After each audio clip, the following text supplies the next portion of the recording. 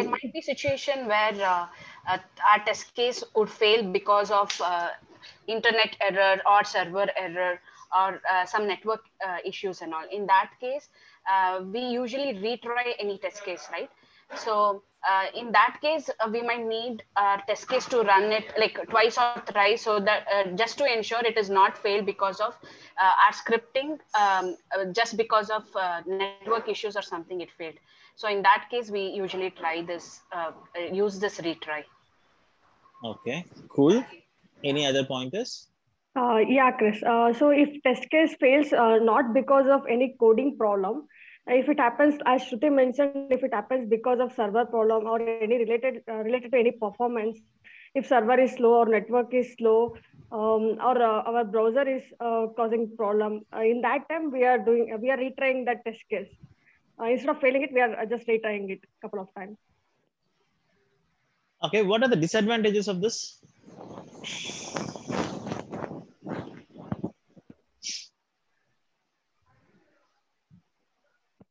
Anyone else?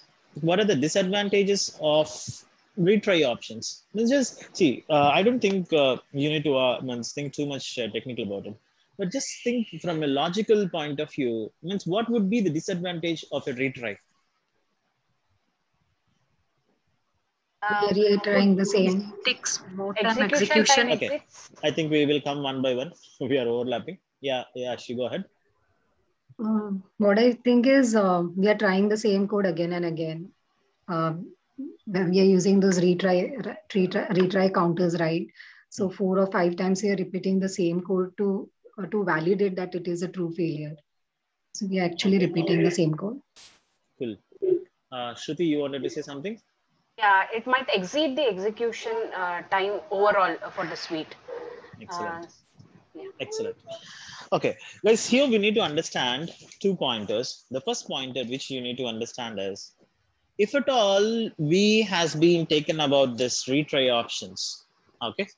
So when you are trying to do the retry, why should we do this one? So what is the advantage of doing the retry option? And what are the disadvantages of trying the retry option? So these 2 things you should clearly understand about it. So now in which cases we need to retry and which cases means we shouldn't do it, or how, why, means what is the basic purpose of doing this particular retry? See, now I'll first say that why we required, and second thing, what is means in the same why question, I'll try to say that in this which scenarios, okay, I'll just give this in which scenarios we need to do this, and how to do this, and what are the disadvantages of this. So you need to understand of this particular options. And what, even the what question also we need to know. See, anything you, when you're learning, so just try to keep these W questions so that you can understand that particular topic very clearly. So now first, why? In industry, in complete testing industry, in the testing automation industry, if you are running 1,000 test cases, and if the 1,000 out of this particular 1,000 test cases, means if you ask, means even in whether if it's in an interview or whether it's someone you are interacting with, any person, if they are saying that, boss, my all the test suite are so stable, and then it can means if I execute the 1,000 test cases, I can get the results of 1,000 test cases, then the guy is saying wrong, or the false information he is trying to communicate. Because if you run 1,000 test cases, for sure 1,000 test cases will not pass at all. Actually, this is a problem across the industry. And if, for an example, if I have executed 1,000 test cases, 990 or 950 or 960 test cases passed, the 10% of failures you will have it, or below. At least if you are an excellent team you are working with it, so then you will be having 5% of failures. So these failures are called as test hardness or test flakiness, or it can be called as test flakiness. And then there is one more terminology also for this one. So I don't remember. I'll just say that. So the test flakiness. Why this will happen? So now, what are the reasons for this particular the 5%? Means, for an example, 975 test cases has been passed. 25 test cases are failed. So this 25 test cases fails with the all random failures. Now, what is this random failures means? If I re-execute this particular 25 test cases, they will pass. Without making any particular code fixes, this particular 25 test cases will pass. Means assuming that there is no application bugs, and assuming that there is no performance issue, assuming that there are no network issue. Network means this includes the internet and all, and assuming that all the environmental issues. See, now, first of all, if there is a failure in the test case, this can be classified into these all. So one is application issue and application performance issue, and network issue and environment issue, and last but not least, the automation issue. The automation issues are nothing which we have written the automation scripts. Because of the automation scripts, it was getting failed. So that you need to go and fix this particular automation issues as quickly as possible. But this particular 25 issues, they might, means if it is an application issue, you can't do anything. It's a bug, you need to go to Jira and you need to log that particular bug. And if it is a performance issue of the application, even this particular performance issues, you need to log as a bug in Jira. And apart from this one, we do have this network issues and then environmental related issue. If some environment means what? So now some system, some server is down and we are not able to access those things. So then those things we can't do anything. And then network issue, the connectivity issues, internet problem or anything, we can't do anything. But what is the problem, you know? So now this, at that given point of time, network may be weak. Because of that one, the test case may fail. But once again, I need to rerun that particular test case. Now what I need to do, manually, I need to check 75 test cases are passed, 25 test cases are failed. I need to analyze this particular test cases. And then once again, I'll need to identify which are these particular classification. Now, I wanted to root out this to make my life easier, because we need to run the CI every day. CI means continuous integration. If you wanted that particular topic, I'll take it in the last, at the end, you can ask me on this one. So what do you meant by, because it's very easy that to misuse the words and terminologies in the industry. So currently we are misusing that. So that particular terminology I'll talk about later. I don't want to deviate. I wanted to know about the retries now. So why to do the retries? I'm just trying to explain now. So now at least what the manual efforts I can remove it off. So now whatever the network issues and the environmental issues, if I have been retried without making any particular code change, then that is what we wanted to try out to check that particular thing. So out of 25 test cases, if at least 5 test cases might get failed because of the reasons of the network failure and then environmental variables. So that is the reason. So now what we need to do for this one is, we will be trying to use this retry option. So what do you meant by this particular retry option is, so now out of this particular 1000 test cases, 25 test cases has been failed, right? So it will pick only this particular 25 test cases, and only these particular 25 test cases will be re-executed. In real-time projects, we will re-execute or reiterate only for once, not twice or thrice. But here we can, means as we are learning, so, and we are passing that particular number, how many times I wanted to do the retry. So that can be configurable, but in the real times, we will not do more than one time. So now why we do this one time? Because to avoid these particular network issues and the environmental issues, slightly if the performance of application also, we can try, means we can correct with this particular retry options. But these two things, we can't fix it up. So automation script failures and then application bugs, we can't rectify with this one, because the code is not, that's not a magic. Without making any code changes that should be working fine, it will be not possible. So now this is the scenarios, or this is why we will use this particular retry options over here. Now what is retry? Means how we are going to implement. So the syntactical or the implementation. So that particular thing is this. Now in the retry analysis, so I don't think this is the right, we can do this one. This is not a problem, but I just wanted to see another, who else done this one? I have done it, but it is same, Chris. Like, however Anyone she... else has been done it in different way? You mean through listeners? Not listeners. In the retry option itself, we have another set of implementation. Is it the same way we have been done it? in count, like we write another interface where we'll be setting up the counter. That one you're asking? That implementation, Missy, now. Okay, fine. I'll show the real-time example and then I'll try to explain about that one later. Okay, so now what you need to do here is, this is our test suite. Okay, I'll clear off this all. Just give me 1 second. Clear. Okay. Now, first you go to that particular retry class, Kavya, right? You're sharing, Kavya. Now, this is the retry option which we wanted to use it. So now the people can name anything. So retry analyzer or whatever the retry options or whatever the name, that's a class name, whatever the things you wanted, you can give it. So now you need to understand. So this retry is coming from an interface called retry analyzer. So this is what another interface. Can you go to that interface, Kavya?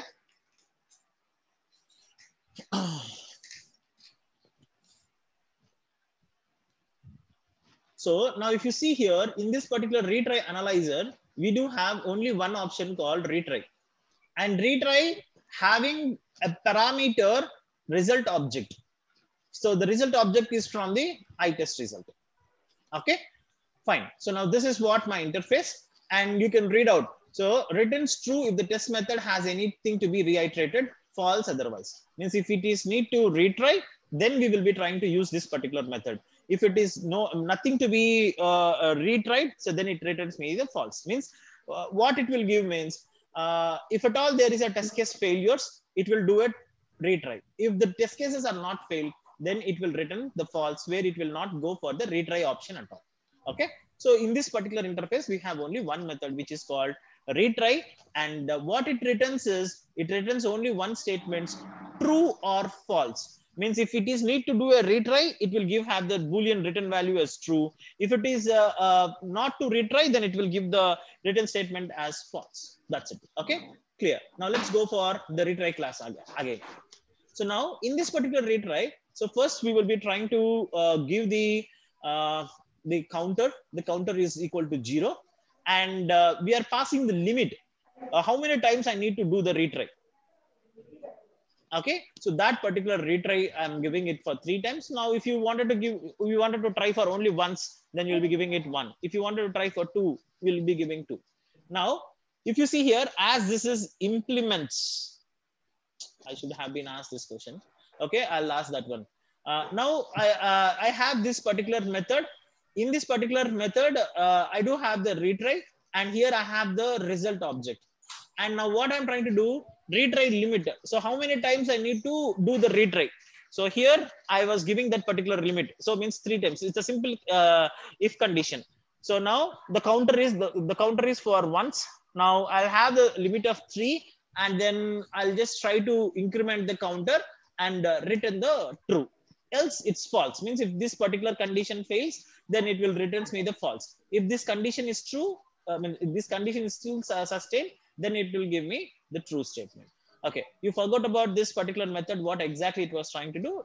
This is what the internal implementation. At least what you should know is this retry method. What would be the output of this particular retry method is, it will gives you the Boolean true or false. True means it will go for the retry option still, and false, if it is giving me the false, then that particular false option means it will not go for the retry. Now, okay, one quick question: why we have written this override here? Because it is implementing iRetry analyzer. So now it was implementing this iRetry. So why we are implementing this particular thing here? Why we are writing the code here for this method? Because iRetry analyzer is abstract methods in the interface. Yeah.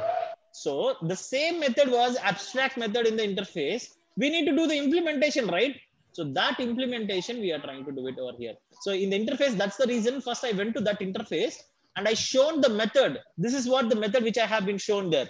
Boolean retry method, right? So now in that Boolean retry method, I said it's true or false. If it is true, it will go for a retry. If it is false, it will not do the retries.